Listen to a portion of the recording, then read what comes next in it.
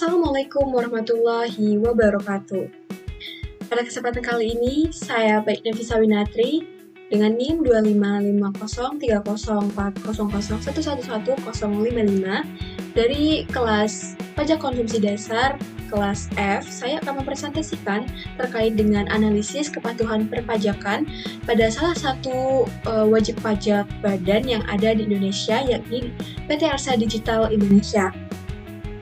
Pertama-tama, marilah kita mengenali terlebih dahulu terkait dengan subjek dari analisis kita pada kali ini. PT Arsa Digital Indonesia merupakan sebuah bentuk usaha perseroan terbatas perorangan yang berlokasi di Jalan Soekarno-Hatta, Sakra, Lombok Timur, Nusa Tenggara Barat. Perusahaan ini bergerak di bidang website and software development service yang terbilang cukup matang karena sudah berdiri sejak Juli 2019.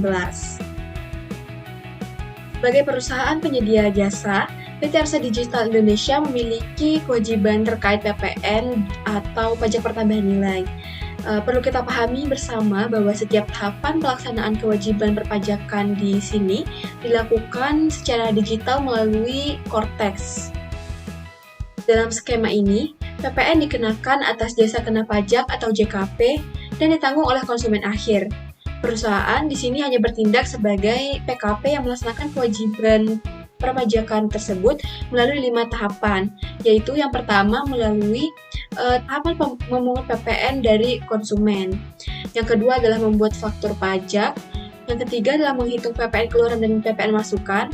Yang keempat adalah monitor PPN kurang bayar. Dan yang kelima adalah melaporkan SPT masa PPN secara online. Lalu, kapan saja kewajiban-kewajiban ini harus dipenuhi secara berkala? Nah, di dalam infografis kita bisa melihat ada 4 lini masa penting. Yang pertama adalah penghitungan PPN yang dilakukan di setiap akhir masa pajak atau setiap bulan. Yang kedua adalah pemungutan PPN yang dilakukan langsung pada saat penyerahan BKP atau JKP atau saat pembayaran diterima, tergantung mana yang terjadi lebih dahulu dalam transaksi tersebut.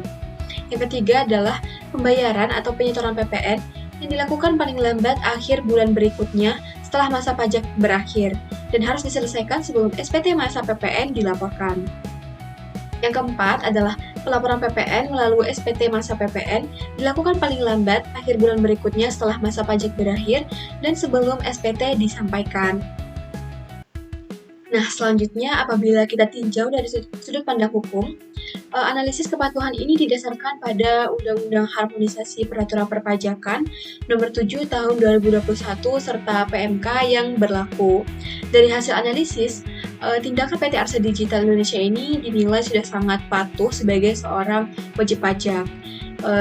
Yang pertama adalah terkait dengan pemungutan pajak, di mana tindakan perusahaan untuk memungut PPN sebesar 11% atas jasa IT sudah sesuai, karena jasa IT tidak termasuk dalam pengecualian, yang mana hal ini sesuai dalam pasal 4A dan pasal 7 Undang-Undang HPP. Yang kedua adalah terkait dengan penghitungan pajak. Perusahaan menghitung selisih antara pajak keluaran dari invoice ke klien dan juga pajak masukan sesuai dengan UU HPP dengan tetap mempertahankan kredit metodenya. Yang selanjutnya adalah pembayaran dan juga pelaporan, di mana perusahaan untuk terkait waktu penyelesaian yang dilakukan adalah paling lambat bulan berikutnya sebelum SPT dilaporkan. Yang hal ini juga sudah sejalan dengan asas akrual yang saat terutang PPN atau pasal 11 UU HPP. Lalu selanjutnya mungkin akan muncul pertanyaan, mengapa pemenuhan ini begitu wajib dan harus dilakukan?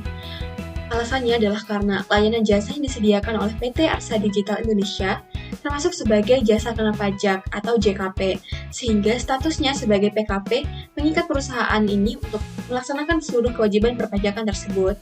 Dan jika kewajiban ini diabaikan, terdapat konsekuensi serius yang harus dihadapi oleh perusahaan, di antaranya dapat dikenakan sanksi administrasi berupa denda dan bunga, yang kemudian ada risiko penyitaan aset, kemudian terdapat sanksi pidana sesuai dengan hukum perpajakan yang berlaku, dan tidak kalah fatal adalah risiko kehilangan kepercayaan dari klien.